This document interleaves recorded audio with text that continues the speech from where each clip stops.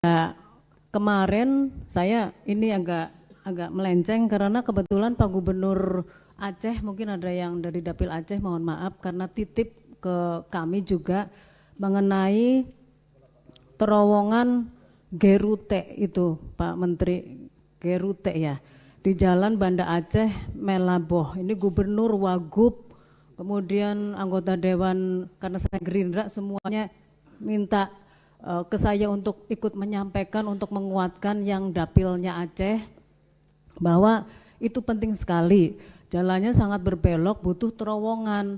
Kalau enggak dibuat, ini katanya banyak sekali korban yang berjatuhan di sini, karena ini menyangkut nyawa Pak Menteri.